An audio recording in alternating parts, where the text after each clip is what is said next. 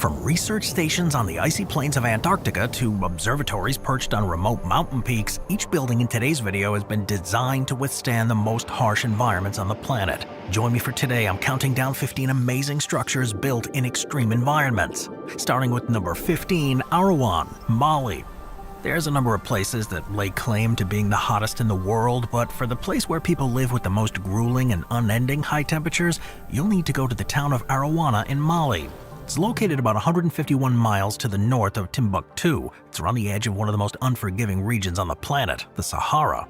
The environmental conditions here are harsh. Daytime temperatures can soar, making the heat almost unbearable, while nighttime temperatures can drop significantly, influencing daily life as activities must be planned around the cooler hours of dawn or dusk. Rainfall here is minimal and unpredictable, with long periods of drought, and the scarcity of water makes agriculture virtually impossible. Residents may finally be forced to move elsewhere. Number 14, Bharati Station, Antarctica. Bharati Station, which was built in 2012, is India's third research facility in Antarctica. It's situated in Pride's Bay, along the coast of the Larsman Hills in East Antarctica. It is a modern station that shows India's growing commitment to research in the region. Constructed to withstand the harsh environment, Bharati Station features a modular design that's mainly made up of shipping containers that are specially adapted. The structure is lifted above the ground to protect it from accumulating snow and to minimize its environmental footprint. The position of the station at Pride's Bay is important because of its closeness to the polar front, which is a key area for cold water upwelling and a region of heightened marine biodiversity. The surrounding Larsman Hills provide a unique geological window into the history of the continent, with exposed rocks that are believed to be over 3 billion years old. The combination of the hills and the currents, however, make this a particularly unpredictable place. Deepest mined below ground level. It's one of the richest in terms of the amount of gold that it produces, and amazingly, it reaches more than 2.5 miles underneath the Earth's surface. And at these depths, conditions become extremely challenging. The mine, which was originally called the Western Deep Level South Shaft, began operations in 1986. It gained fame for not just the depth, but the substantial quantity of gold it produced. But this came at a cost. When you drill that deep, you gotta contend with increasing pressures, high temperatures, and logistical difficulties in ventilation and rock cooling. Inside, the temperatures can reach up to 140 degrees Fahrenheit or about 60 degrees Celsius because of the combination of the geothermal heat and the heat that's produced by the mining machinery. To manage the temperature, an extensive system of ice slurry and chilled water is pumped down to cool the air, and even the rock faces in the mine themselves. There's also an ever-present risk of collapse because the sheer pressure of the rock above the mine's tunnels, so to avoid that, the mine uses a method called sequential grid mining, which will integrity of the mining area. But even with these in place, there's always a risk. It is seen as worth it though, because of the value of the gold that continues to be taken from the mine. Technologically speaking, it represents the peak of human achievement when it comes to mining, but it raises questions about the viability and ethics on continuing in this way. Number 12, Rongbuk Monastery, Tibet. Rongbuk Monastery, which is in the shadow of Mount Everest, is in a prefecture in Tibet, and it holds the record of being the highest in the world, at an elevation of over 16,000 feet or 5,000 meters above sea level. This Buddhist monastery was built in 1902 and has been a place of pilgrimage ever since. The monastery's closeness to the north face of Mount Everest makes it a significant point of interest not only for worshippers, but also for climbers and trekkers. Historically, the monastery's been closely associated with the Everest expeditions, serving as the last outpost of human habitation for climbers on the northern approach. This annual Sagadawa festival, which marks the birth, enlightenment, and death of Buddha. During this festival, the monastery becomes a focal point for festivities that include ritual dances and prayers, attracting devotees from across the region. Number 11, La Oroya, Peru. La Oroya is a small town in the central area of Peru, and it's one of the most challenging places to live on Earth because of the environmental challenges that have been caused by its extensive history of mining and smelting. Located in a narrow valley in the Andes at an altitude of over 12,000 feet, La Oroya grew around a metallurgical complex, which has been processing a significant portion of Peru's metal ores, including lead, copper, and zinc since 1922. The smelting process, which is critical for extracting valuable metals from mined ore, releases large quantities of toxic gases and heavy metals into the air and surrounding ecosystem. These pollutants include sulfur dioxide, arsenic, and lead, posing severe risks to human health and the environment. Possible to implement stringent regulations because of the need to balance economic survival with health and the environment. It's an example of the issues faced by mining towns worldwide, and a place that's becoming increasingly challenging to live in. Number 10. The Republic of Vanuatu, South Pacific Ocean. Now, on the face of it, the Republic of Vanuatu in the South Pacific is kind of an island paradise that many of us would want to live in. The archipelago is well known for its stunning landscapes and vibrant culture, but there's a surprising side to life there. In fact, it often tops the list of the riskiest places to live on Earth, thanks to its extreme vulnerability to natural disasters. Most of this is because of its position in the Pacific Ring of Fire, which is a region of heightened seismic activity. It also sits above the boundary of the Pacific Indo-Australian tectonic plates, which not only has massive earthquakes but also causes the country's volcanic activity. Several active volcanoes such as Mount Yasur and Mount Goa ways to overcome these challenges. Much of the buildings can resist these storms, but can also be quickly rebuilt if they're destroyed. So much of the nation's resources are channeled towards rebuilding, though, that there's not much future-proofing being done here as the authorities would like. Still, if you get the chance, it's well worth going to, as this is surely the most visitable extreme environment of all. Number 9. Solvay Hut, Switzerland. The Solvay Hut is a small emergency refuge that's at an altitude of 13,133 feet, or 4,003 meters on the rugged north ridge of the Matterhorn mountain in Switzerland. Built in 1915 through a donation from the Belgian chemist Ernest Solvay, who was an avid supporter of scientific endeavors, it was constructed to offer climbers a place of rest and safety during their climb up the mountain. Its location was chosen to be about 2/3 the way up the Harnley Ridge, the most popular route to the summit, and this positioning is vital because this section of the climb is known for its increased difficulty. Matterhorn, in its pyramidal shape, is notorious for its unpredictable weather, steep faces, and the technical skill required to navigate it. Despite the dangers, though, the Matterhorn attracts thousands of climbers every year, and for some, it's the Solvay Hut that provides a much-needed refuge. Number 8. The Svalbard Global Seed Vault, Norway. The Svalbard Global Seed Vault is an incredible building. It's buried deep within the permafrost of the Svalbard Islands in Norway. At around 810 miles, or about 1,300 kilometers from the North Pole, the facility is designed to serve as a global backup storage center, safeguarding genetic material of important agricultural crops. Established in 2008, the Global Seed Vault is carved into the side of a mountain where it takes advantage of the natural freezing conditions provided by the permafrost. This setting ensures a constant low temperature that's ideal for long-term seed preservation. The vault's location was also chosen for its geological stability and remoteness, factors that minimize the risk for decades or even centuries. Additionally, the facility is secured with multiple levels of access, ensuring that only authorized personnel can get in there. It is a great example of using an extreme environment to the benefit of the purpose for which it's been built. And even the worst-case scenario of climate change, this region is expected to remain one of the coldest places on Earth for centuries. Moving on to number 7, Mauzinram, Meghalaya State in India. Mauzinram is a small village in the East Khasi Hills district of Meghalaya State in India, and it's a place where the residents have to endure a particular type of weather phenomena to a greater degree than anyone else.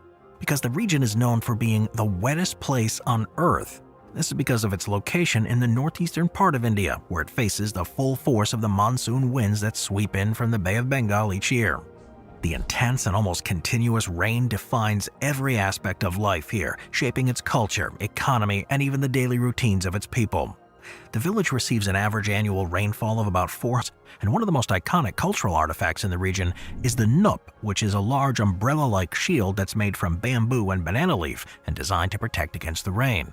The locals practice a sustainable form of agriculture that includes the cultivation of rice, which thrives in the waterlogged conditions. The village also sees growth of various species and medicinal plants that are suited to its microclimate. As it is kind of a novelty, tourism is increasingly becoming an important part of this economy too, with visitors wanting to experience the unique weather and beautiful landscape. When you're there, you'll see up close just how challenging a place it is to live though, and how even with adapted buildings, you can never quite escape the feeling of being wet. Number 6. University of Tokyo Atacama Observatory, Chile. The University of Tokyo Atacama Observatory is an astronomical research facility that's at the summit of Cerro San Nantor in northern Chile. With an elevation of approximately 18,500 feet, or about 5,600 meters above observations in the infrared spectrum, then it's pretty much possible anywhere else. One of the main advantages in this respect is the extremely low levels of water vapor in the atmosphere. Water vapor absorbs infrared radiation, so without it, astronomers can observe celestial phenomena that would otherwise be obscured. This allows for the detailed study of star formation within our galaxy, the examination of the center of our galaxy, and the investigation of stellar populations, and the makeup of other galaxies too. Operating in this high-altitude environment presents a number of challenges from an engineering standpoint, maintaining electronic and mechanical systems in harsh environmental conditions to ensure the health and safety of personnel at high altitudes. Solutions developed here have already helped to advance practices applicable to other observatories and research facilities in extreme locations, making it an experimental testbed in its own right. Number 5. Oymyakon, Sakha Republic, Russia. While there are places on Earth that people temporarily unique challenges to the residents and their daily lives, the village lies in a valley which traps cold air, making the winter temperatures even more extreme. And the daylight in winter is scarce, with just a few hours of sunlight each day. Living in Oymyakon truly pushes its people to the limit. The extreme cold affects everything from transportation, with cars needing to be kept running or heated in garages to prevent their oil from freezing, to your diet, which is heavily meat-based with a reliance on reindeer and horse meat, as traditional farming is impossible in such frosty conditions.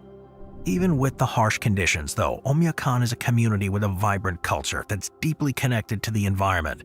Winter festivals and ice fishing are popular here, showing residents' ability to not only survive but thrive. Amazingly, the local school only closes when temps hit below -61 degrees Fahrenheit or -52 Celsius, which probably makes them the hardiest school kids on Earth.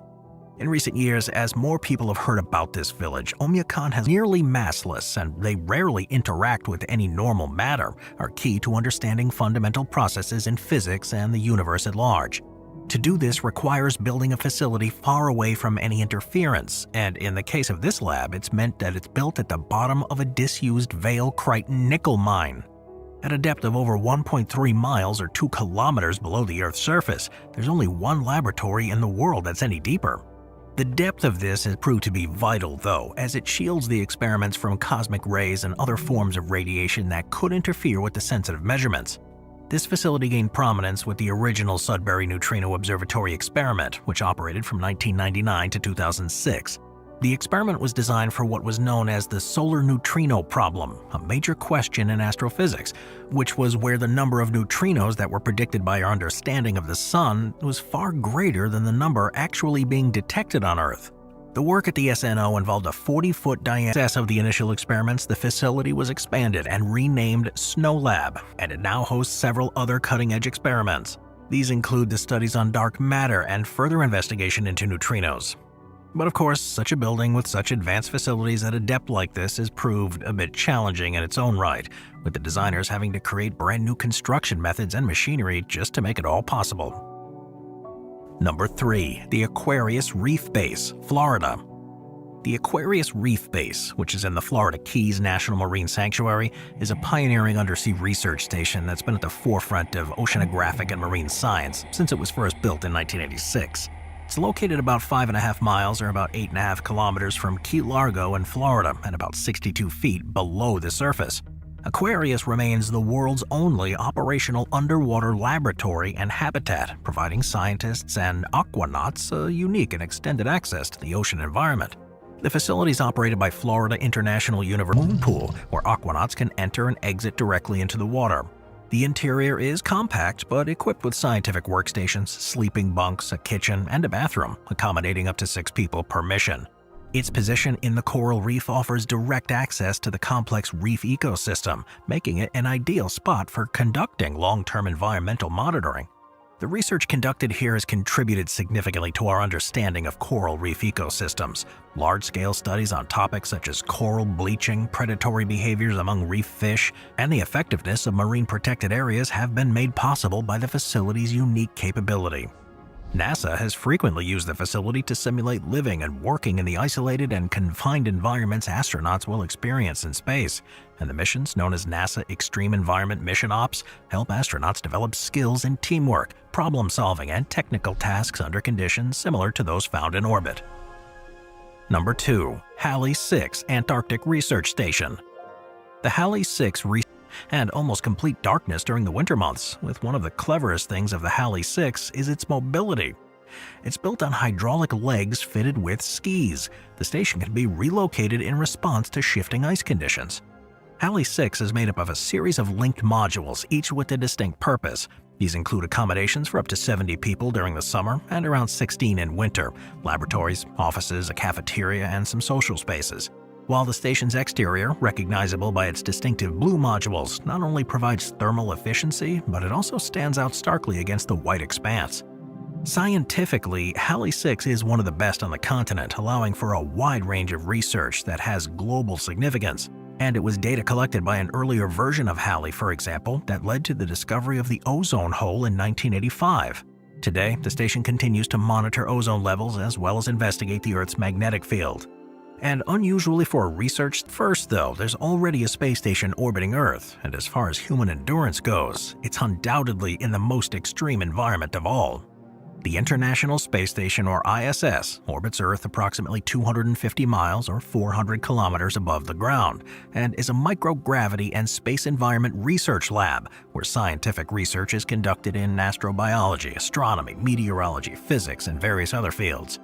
It was launched in 1988. Building the space station was a monumental undertaking that involved multiple flights in the coordination of the United States, Russia, Canada, Japan, and the member countries of the European Space Agency. It took over a decade to complete it, with contributions from nations around the globe, each adding modules and components manufactured on Earth and assembled piece by piece in low Earth orbit. With both sub-zero temperatures and virtually no pressure to contend with, the habitat parts of the ISS are made up of pressurized modules for astronauts to live and work in, but then also features provide the sensation of weightlessness. The station's equipped with living quarters, workstations, and the necessary amenities to support a crew of up to 6 people for missions typically lasting about 6 months. Scientific research conducted on the ISS has led to countless discoveries and advancements. For example, studies on fluid dynamics and microgravity have led to improved models of fuel consumption in engines. The ISS also serves as a test bed for the technologies needed for long-duration human and robotic exploration into deep space, helping us prepare for future missions to Mars, the Moon, and beyond.